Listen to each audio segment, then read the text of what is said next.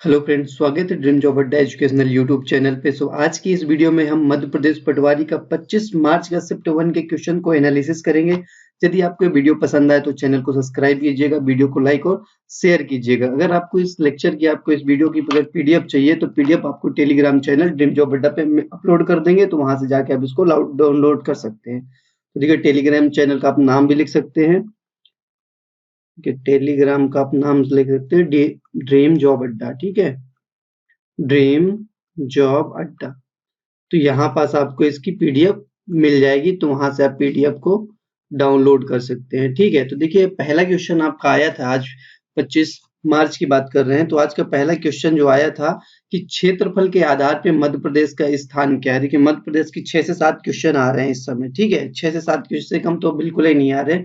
तो क्षेत्रफल के आधार पे मध्य प्रदेश का कौन सा स्थान है, तो ये है सेकंड नंबर पे। दूसरे नंबर पे मध्य प्रदेश का स्थान है क्षेत्रफल के आधार पर। एक चीज और याद कीजिए, क्वेश्चन में ये भी पूछा जाता है कि मध्य प्रदेश का क्षेत्रफल कितना % है। ठीक है, तो ये 9.37 है, 9.37% है मध्य प्रदेश का। और फर्स्ट नंबर पे कौन सा राज्य है, तो ये है राजस्थान है। फर्स्ट नंबर पे राजस्थान आता है। ठीक है, इसका क्षेत्रफल परसेंटेज वाई कितना है, 10.81%।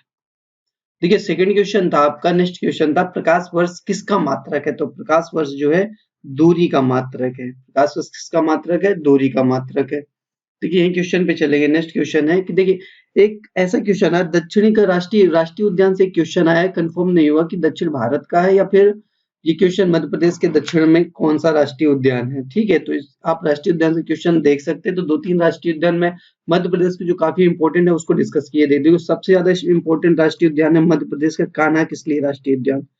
कान्हा किसली राष्ट्रीय उद्यान। ठीक है, कान्हा किसली राष्ट्रीय उद्यान कब बना था, ये बना था 1955 1955 में इसको राष्ट्रीय उद्यान बनाया गया था। तथा 1974 में कान्हा को प्रोजेक्ट टाइगर में शामिल कर दिया गया था। किसमें, प्रोजेक्ट टाइगर में। 1974 में प्रोजेक्ट टाइगर में शामिल किया गया था। ठीक है, और एक बात, ये मध्य प्रदेश का सबसे बड़ा राष्ट्रीय उद्यान है। मध्य प्रदेश का सबसे बड़ा राष्ट्रीय उद्यान है कान्हा किसली, सबसे बड़ा राष्ट्रीय उद्यान है मध्य प्रदेश का। ठीक है, राष्ट्रीय उद्यान है ये। देखिए, एक बार और पॉइंट इसमें रख सकते हैं कि ये जो कान्हा किसली राष्ट्रीय उद्यान है, मध्य प्रदेश का पहला राष्ट्रीय उद्यान है। देखिए, सबसे बड़ा भी है और पहला राष्ट्रीय उद्यान भी है। ठीक है, पहला राष्ट्रीय उद्यान भी है, पहला भी और सबसे बड़ा है। ठीक है, और इसका आता कहाँ है, किन राज्यों किन डिस्ट्रिक्ट में आता है, ये मंडला और बालाघाट डिस्ट्रिक्ट में आता है। ठीक है, मंडला और बालाघाट डिस्ट्रिक्ट में आता है।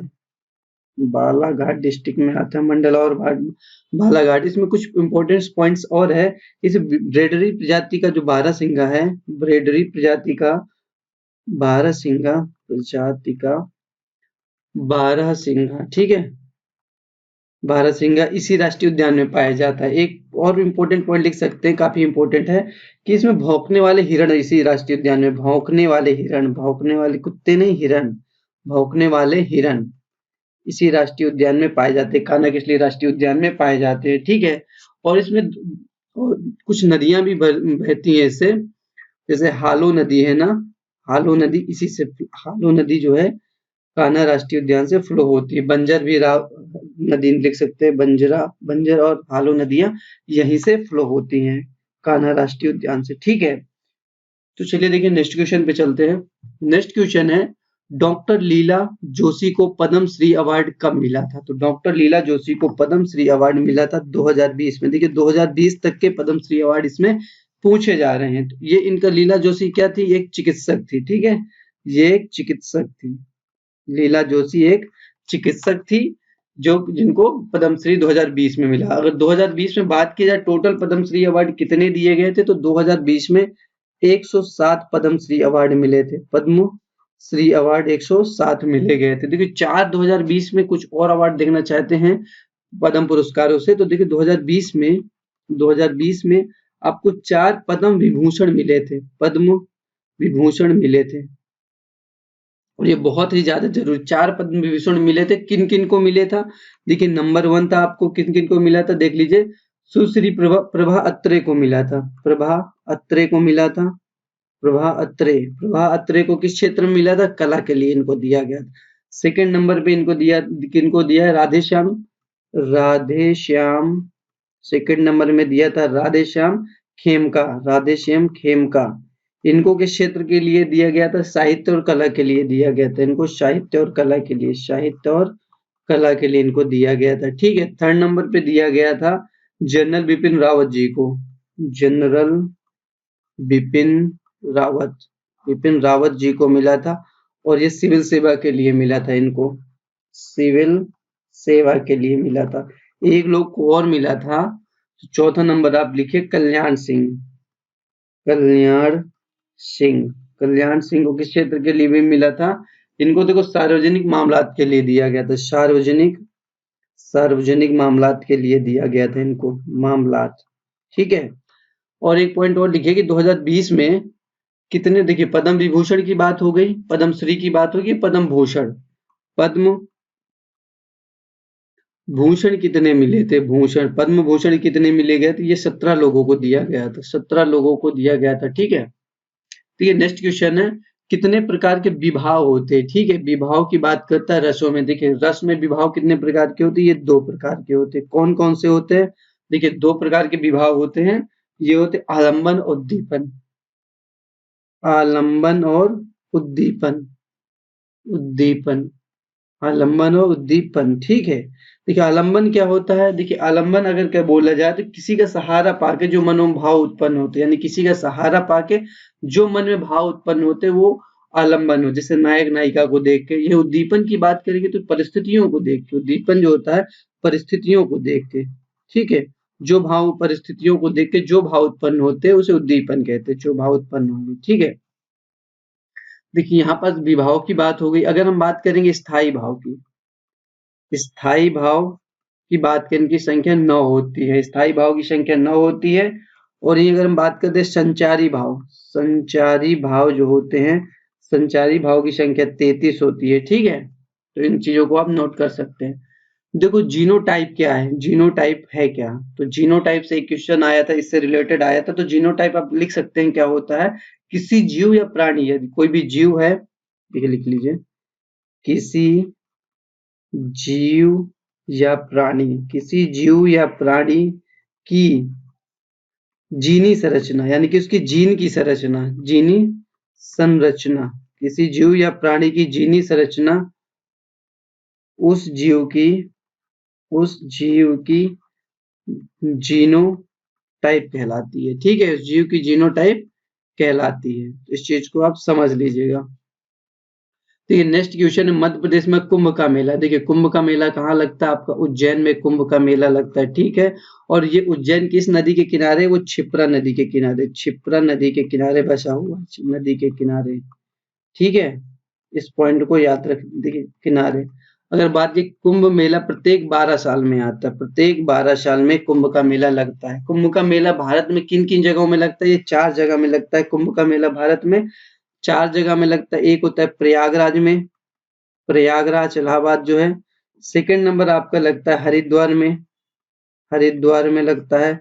थर्ड नंबर आपका लगता है उज्जैन में, मतलब, और चौथा नंबर आपका नासिक में। इन 4 जगहों में ही आपका कुंभ का नासिक, सॉरी यहाँ पर नासिक, 4 जगह में आपका कुंभ का मेला लगता है। देखिए नेक्स्ट है पर्यावरण दिवस। इससे संबंधित एक क्वेश्चन आया था, पर्यावरण कंफर्म नहीं है कि क्या आया था, लेकिन देखिए पर्यावरण अगर दिवस पूछा था तो ये मनाया जाता है जून को, 5 जून को मनाया जाता है पर्यावरण दिवस। अगर पूछ लेगा कि 2022 की थीम क्या थी, अगर पूछा था, अगर थीम क्या थी 2022 की विश्व पर्यावरण दिवस की, तो ये थी आपकी ओनली वन, ओनली वन। ठीक है, ओनली वन।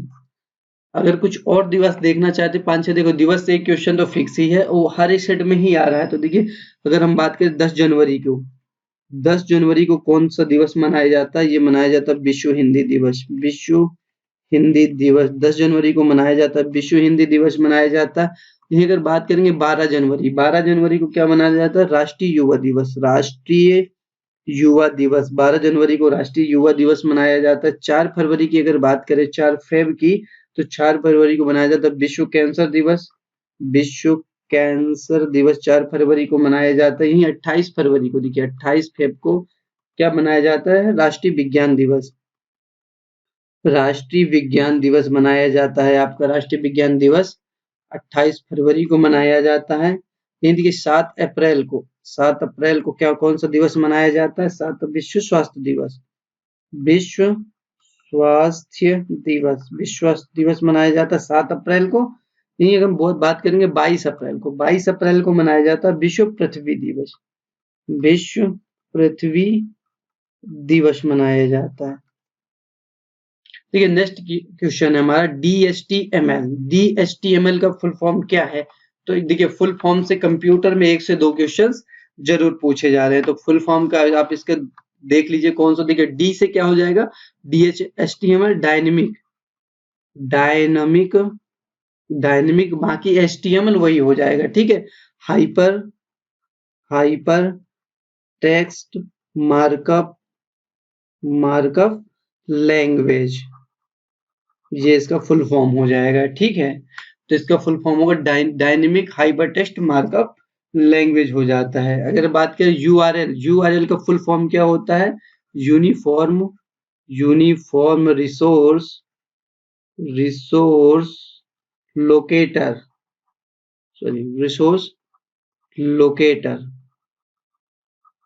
ठीक है, लोकेटर हो जाता है यूआरएल का फुल फॉर्म। यही हम बात करें एसएमटीपी का फुल फॉर्म होता है सिंपल। एस से सिंपल हो जाएगा, एम से मेल हो जाएगा और टी से ट्रांसफर हो जाएगा, और पी से प्रोटोकॉल। ठीक है, तो देखिए नेक्स्ट क्वेश्चन है कराटे एसोसिएशन। देखिए कराटे एसोसिएशन से एक क्वेश्चन आया था, अगर पूछ रहा है कराटे एसोसिएशन की स्थापना हुई थी, ये हुई थी 1954 में। ठीक है, अब मध्य प्रदेश के कुछ आप अगर एसोसिएशन देखना चाहते हैं तो देख सकते हैं, जैसे मध्य प्रदेश का बैडमिंटन एसोसिएशन, मध्य प्रदेश का बैडमिंटन एसोसिएशन मध्य प्रदेश का, ये कहाँ है? ये इंदौर में है। और ये बनाया कब था? 1946 को बना, 1946 को बना था। ये है इंदौर में। ठीक है, मध्य प्रदेश बैडमिंटन एसोसिएशन इंदौर में। अगर बात करें मध्य प्रदेश का टेबल टेनिस एसोसिएशन, ये भी इंदौर में है और ये बना था 1957 में। और कहाँ है? इंदौर में। देखिए एक और लिख लीजिए, महिला हॉकी एसोसिएशन, महिला हॉकी एसोसिएशन, ये कहाँ है? महिला हॉकी एसोसिएशन ये है ग्वालियर में। और ये बना कब था? 2006 में बना था। देखिए अगर हम नेक्स्ट क्वेश्चन की बात करेंगे, बल का मात्रक की मात्रक से आपके 2 क्वेश्चन आए हैं। छंद की अगर हम बात करेंगे, इसके 3 से 4 क्वेश्चन छंदों से आए हुए हैं। तो बल का मात्रक है न्यूटन। बल का मात्रक है ये आपका हो जाएगा न्यूटन हो जाएगा। ठीक है, ये सीपीएम, जो सीपीएम है, एक मिनट, ये सीपीएम किससे संबंधित है? ये मैनेजमेंट का क्वेश्चन है, सीपीएम किससे संबंधित है? ठीक है, तो आप ऑप्शन से देख के इसको आप कर सकते थे। हरिगीतिका छंद में कितनी मात्राएं होती हैं? हरिगीतिका छंद, देखो हरिगीतिका जो ये है, देखिए मात्रिक छंद, देखिए लिख ही लीजिए आप, मात्रिक छंद है। इसको थोड़े ट्रिक भी बता दूंगा आपको याद करने। मात्रिक छंद होते हैं 3 प्रकार के होते हैं। ठीक है, एक होता है सममात्रिक छंद। आप सममात्रिक छंद के लिए लिख लीजिए, जो जैसे बता रहा हूँ आप वैसे ही याद करिएगा तो ज्यादा बेनिफिट में। चौपाई लिख रखिए, उसके बाद इसको राधिका करिए, फिर रोला, राधिका रोला, उसके बाद गीतिका और हरिगीतिका। ठीक है, इसको अपने दिमाग में रख लीजिए। पहले हम करेंगे चौपाई के बाद आर वाला 3 है, रोला करेंगे, फिर राधिका रोला गीतिका। अब देखिए चौपाई का कितना होता है? 16 होते हैं। अब राधिका से यहाँ पास देखिएगा, आपको कुछ भी याद करने की जरूरत नहीं पड़ती, सिर्फ राधिका को एक बार याद करने की। राधिका में 22 होते हैं, रोला जो होता है 24 होते हैं, गीतिका में 26 होते हैं और हरिगीतिका में 28। तो यहाँ पास क्वेश्चन हरिगीतिका था, तो इसका जो आंसर हो जाएगा ये आपका 28 हो जाता। ठीक है, अब हम सेकंड वाले की बात करेंगे। सेकंड क्या? सम्मात्रिक छंद की बात कर रहे हैं। ठीक है, सम्मात्रिक छंद की अगर हम बात करेंगे तो इसमें क्या क्या है? इसमें 3 चीज आपको याद रखने की जरूरत है। दोहा, सोरठा और उल्लाला, ठीक है, दोहा, सोरठा और उल्लाला, उल्लाला, ठीक है। दोहा तेरा गेरा, दोहा का उल्टा क्या होता है? सोरठा, तो ये गैर तेरा हो जाएगा। और उल्लाला जो सॉरी, उल्लाला जो हो जाएगा वो हो जाएगा 15 और 13। अब बचता है विषम में, ठीक है, थर्ड नंबर यहाँ पर लिख लीजिए विषम। विषम मात्रिक छंद में क्या क्या आ जाता है? दो चीज आपको याद रखना विषम मात्रिक में, कुंडलियां और छप्पे। कुंडलियां, कुंडलियां किस किस से सहयोग से बनती है? दोहा और रोला से, ठीक है। कुंडलिया के बाद आपके पास छप्पे आता है, सेकंड नंबर छप्पे, ठीक है। छप्पे किसके सहयोग से बनता है? रोला और उल्लाला, रोला प्लस उल्लाला, ठीक है। चलिए देखिए नेक्स्ट क्वेश्चन देखिए, हट्टा महल। हट्टा महल कहाँ? देखिए हट्टा महल या फिर हट्टा की बात करें किला, हट्टा का महल या फिर हट्टा किला, ये कहाँ स्थित है? ये है दमोह में है, ये दमोह में स्थित है। हट्टा का किला और हट्टा का महल जो है ये दमोह में स्थित है। एक और महल अगर लिखना चाहते हैं तो बघेलिन महल लिख लीजिए, बघेलिन, बघेलिन महल।